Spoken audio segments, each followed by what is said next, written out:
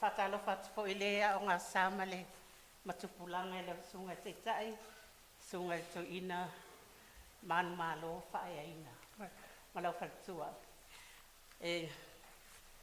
Whautai, tau tai ae mano a fua I lau a maua, whaiunan manuia whamuanoi. From the Sunday School and Youth, we say, praise the Lord, congratulations, and welcome back home. E fia whaatalo whatfoi, I le pa o le au usfono, whapea foi le lātou ta awa iatu, ma lo le folau, o tātou whailuai, manu ai le omala. Whaatalo whaatu I sunga te tai, ma o tau Kamupani, whapea le pa o le ekalesia, o a inga, ma wo e o tātou waitapo inga whaatasi. E whapea foi lātou loo, tāpo I mai, I lunga upenga te whailangi. Ta alofa lava. Manatu AUTU, ILOA mafatino. ILOA mafatino. Knowing and acting. Knowing and acting. TUSI FAITAU, Ioane sfultolu, Ioane mtaupu sfultolu, foi upu sfulua te o sfulmalfitu, au le MATUA o maua mai sfulfitu. Afai outou ILOA ia mea. Amuia outou pe a outou faia. Vaega mua, e lei se uiga o le ILOA pe a le mafai ona whaatino.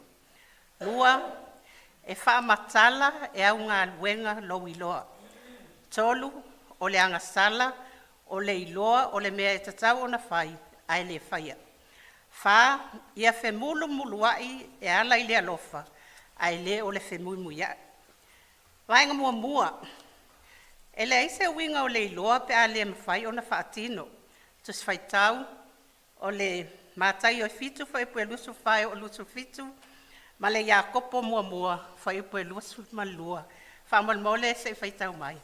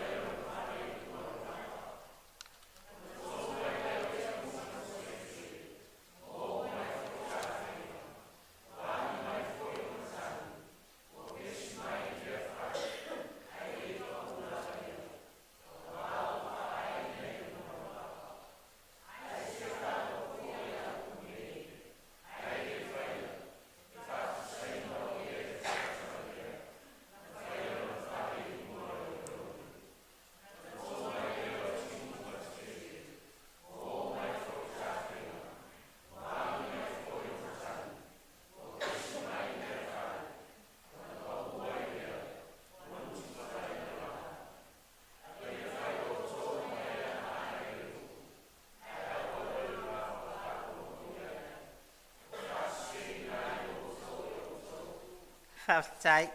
E tāua te lele whataoto Iesu, e whamanatu mai e pēa ia I tātou, e na ia mafai ona tātou whaalongo, ma whaatino, ai le pei o le tangata na le whaalongo, whai no na whale lunga o le oneone. O le vaengalo na lua, o le e whamatala e au ngā luenga no ILOA. O TUSI FAITAU, o le Ioane sfulua fo I puetolu e o le walu whaamonmole se Faitau.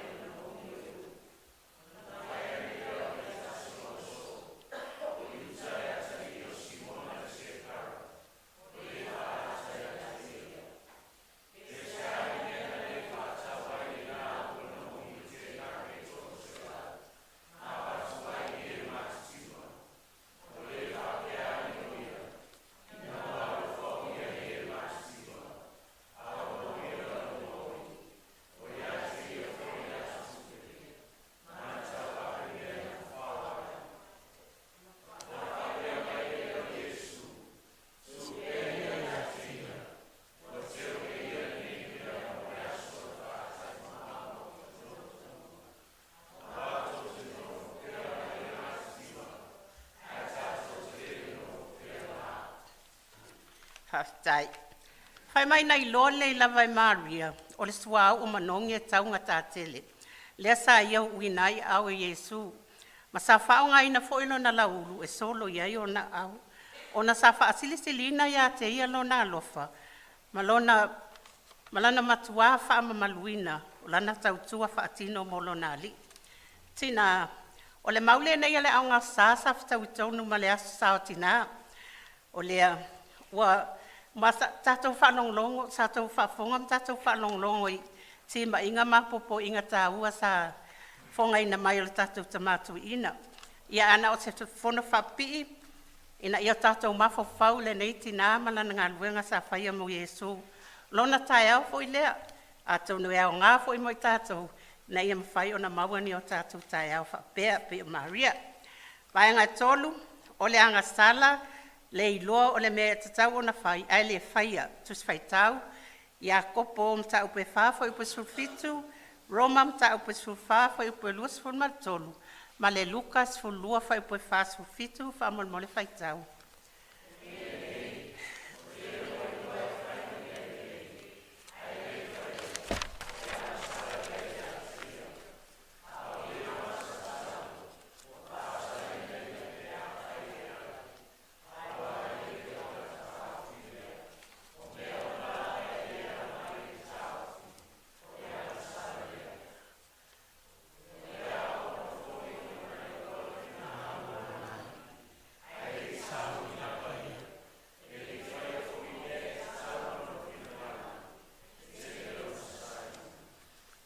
Ua moli mai le tuse ia kopo, ina ia aua na i se i tātou le tu ina nau, a wā e whanau mai ai le agasala.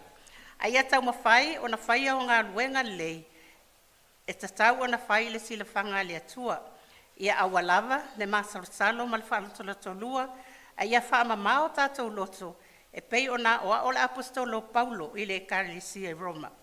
Wā popo i fo Yesu i le tusi a Luka, ia aua na o le ILOA o le finangalo o le alii, ai tatau o na whaatau nuina. Vaega e wha, TUSI FAITAU, mua le Peteru, ta upo e wha fo upo e valu. Ioane es fultolu fo upo e tolu sulma wha, ma le mua le Ioane, ta upo e wha, fa upo e fitu ma le valu, fa mo le faitau mai.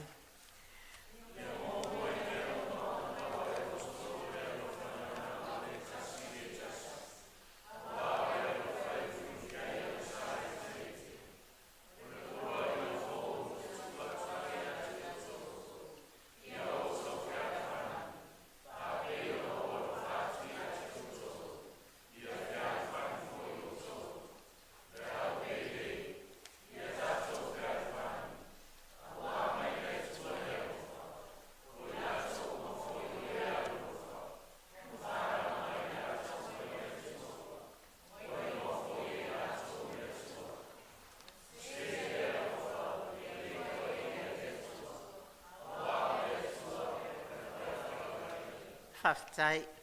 Ua finangalo le atua ina ia o tātou maua le alofa moni, anga malu, ma le anga lei, o le tasi le isi, ai le o le femuimuia'i, femulumulua'i, fina vale, po le faali o le loto wha mawalunga.